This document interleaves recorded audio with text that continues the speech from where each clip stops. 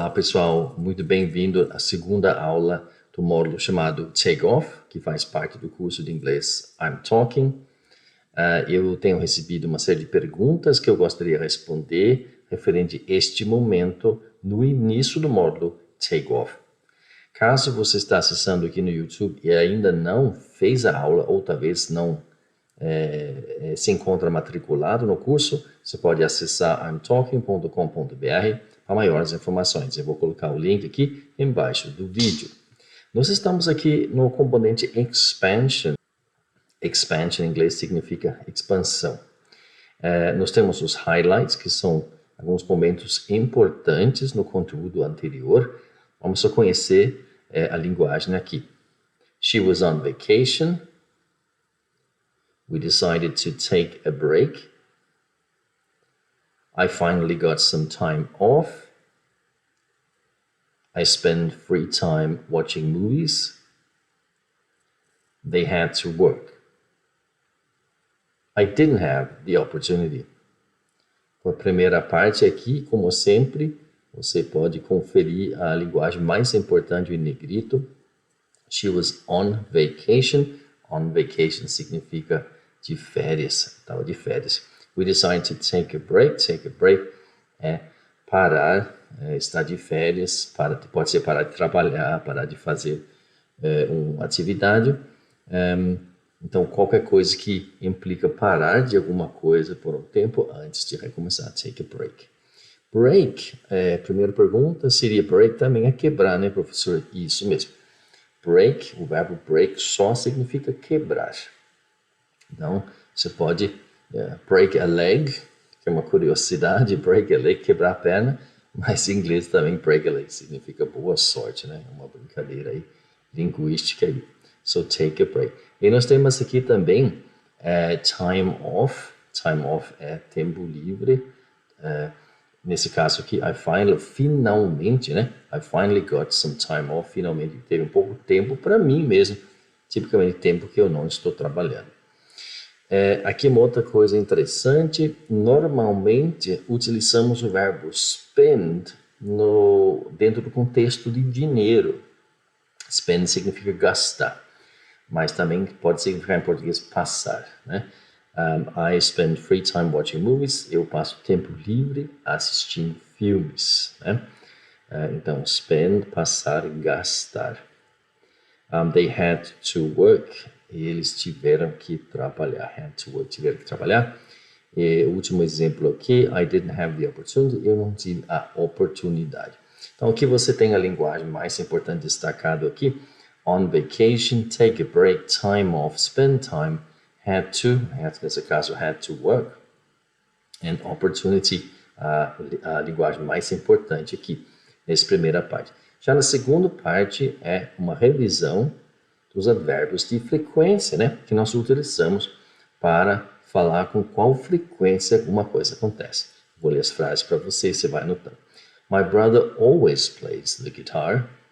My father frequently works at home. My mother often goes shopping. Sometimes my sister hits me.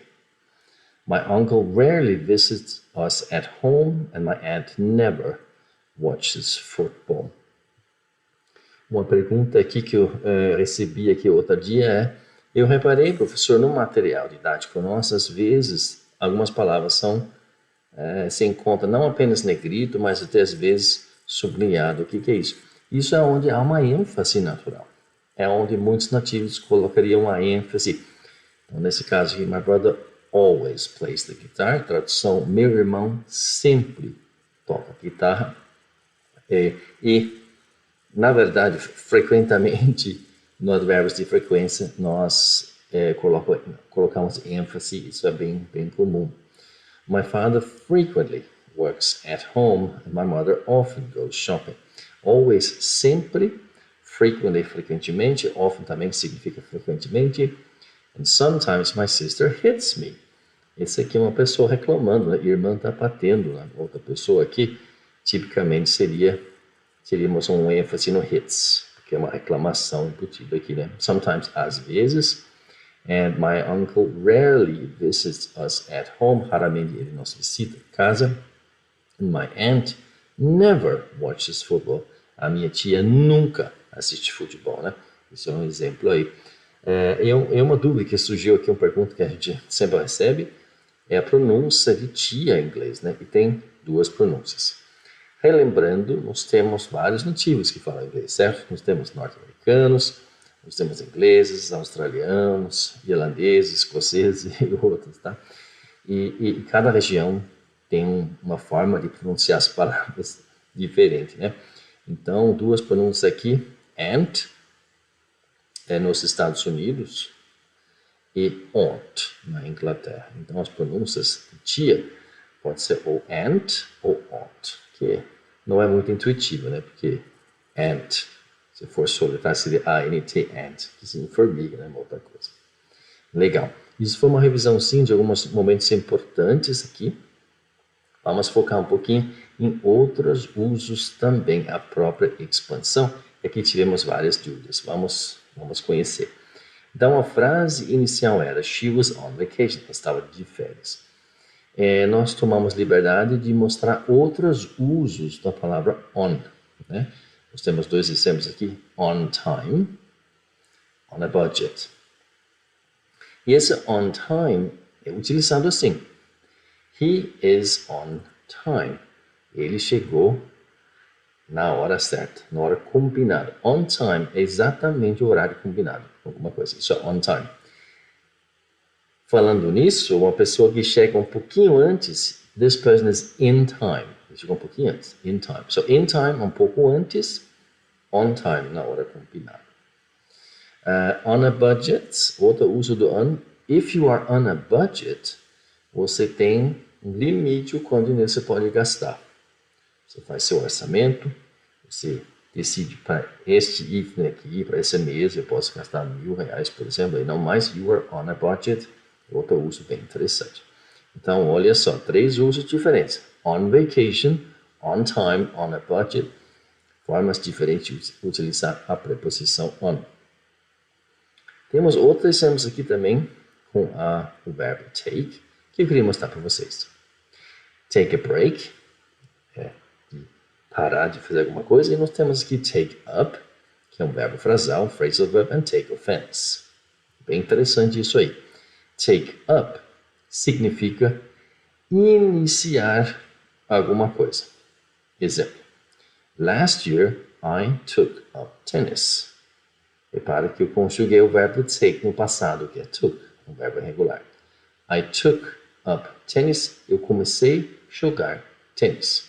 Ou seja, o verbo take, que você junta com up, significa iniciar, começar alguma atividade. Legal, né? Aí nós temos aqui também take offense. É uma forma formal de dizer que eu fiquei ofendido. Você pode utilizar assim, he took offense because she said something. Então, ele ficou ofendido porque ela falou alguma coisa. So, take offense, ficar ofendido. Take up é iniciar alguma coisa, and take a break é parar de fazer alguma coisa. Terceiro exemplo, I finally got some time off. So, time off é tempo de folga, tempo livre. Outros usos bem interessantes, 2 frases aqui, com a palavra time. Time is up, tempo acabou. Sorry guys, time is up. Lamento pessoal, tempo acabou, time is up. Muito útil, uma frase que um nativo usa direto. Quality time, deve ter imaginado que é tempo de qualidade. Aí chegou aquele das dúvidas principais, essa questão de spend, né? Vimos aqui que spend free time é passar tempo livre, mas como eu mencionei, spend normalmente a gente usa em contextos que se trata de dinheiro, certo? So, spend money, gastar dinheiro. Mas eu também posso falar o seguinte, last year, ano passado, last year I spent a vacation in Europe. So last time I spent my vacation in Europe, de passar férias em um determinado lugar. Legal. Esse negócio de obrigação tem várias formas de expressar isso em inglês, eu só queria te mostrar que muitas vezes utilizamos o verbo have. E frequentemente no passado, se isso encaixa no contexto, claro. Nesse caso aqui, they had to work, eles tiveram que trabalhar. Had to stay, had to leave. Na verdade, você pode combinar had to com qualquer verbo para mostrar algo que você teve a obrigação de fazer. Por exemplo, eu posso dizer que minha filha tinha que ficar em casa. My daughter had to stay at home. My daughter had to stay at home, certo? E eu posso falar também that yesterday I had to leave. Ontem eu tive que sair. Leave, sair, certo? Legal. E, por fim, a gente mostrou aqui um exemplo de como utilizar uma palavra que se usa muito em inglês, como em português também, que é oportunidade, opportunity. Olha a semelhança. Dois exemplos bem legais de conhecer. Great opportunity é uma excelente oportunidade. E nós temos uma frase aqui super legal para você. Once in a lifetime opportunity. É uma oportunidade, você adivinhou, oportunidade excepcional. Aquela oportunidade que só ocorre uma vez numa vida. Once in a lifetime opportunity. Isso pode acontecer para todos nós. Tipicamente é papo de vendedor também, né? Esse preço aqui, it's a once in a lifetime opportunity, não pode deixar de comprar.